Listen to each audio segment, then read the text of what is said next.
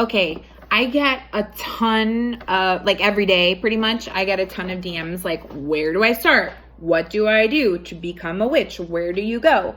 My thoughts right away are read. Read. I started reading about witchcraft when I was like 15, which was when I was like, I'm kind of interested in this. And when I came back to my craft at like 25 and then left it again and then returned at like 30, I had read like a ton of fucking books. So I'm going to throw out some of the most amazing books. Some of these books I've already made videos about, two of them. Actually, one of them I'll repeat. Yeah, these are the books that were transformative for me. I also want to make it clear that I am a witch that really aligns herself with the goddess practice. So there are lots of witches that connect with different spirits. I have no idea what I'll be working with, in a year, 6 months. But right now I really work with the goddesses. I work with the dark goddess. I work with Lilith. I work with Hecate. I work with Isis.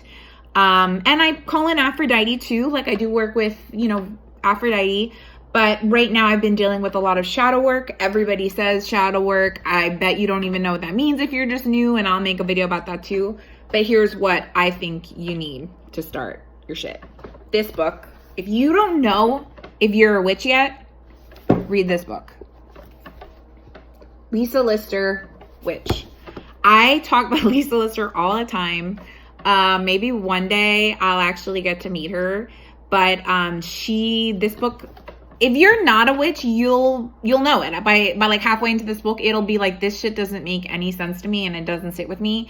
If you are a witch, you will be so profoundly moved by this book. I don't recommend it really for both men and women. I think if you identify in any way with a female deity and you kind of worship a female deity and you like are into pussy magic, then I totally suggest that book. If you're looking for something more traditional to just get started, I go with Wicca by Scott Cunningham.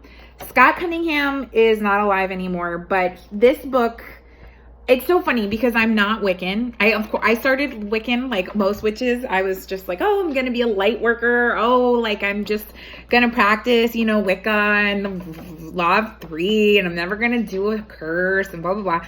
But this is a great place to start because it just breaks down ritual for you. Magic, elements, casting a circle, pulling a circle down, opening a circle, just connecting with the fucking earth. Like, this is a great book. Even if you think Wicca is like so stupid, this is like one of those books that you will really learn about magic.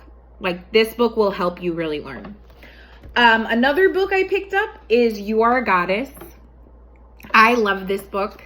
I have been just putting notes in this book, taking rituals out of this book. This book has been super inspiring to my practice, and I use it all the time, and you guys probably know that already. I also listen to this and the Lisa Lister book as an audiobook because the meditations are I just love the way they sound. And lastly, this is kind of a new book, a niche book. I think you'll find it on Amazon, but I actually got it at Pantheacon, so I felt like very lucky. Is The Path of Paganism. I'm not saying that every witch has to be a pagan. For me, paganism just resonated, and this book was just about connecting with something so different than the Abrahamic God. It was kind of like a book of like how to accept that you are really different and into different things. And I love, like, right from the beginning, he says, if you have become a pagan or if you're thinking of a pagan, it's safe to say you've done a lot of reflection about religion and spirituality, and you've probably come here as a pretty smart, wise person that has a lot of understanding about spirituality, whether they know it or not.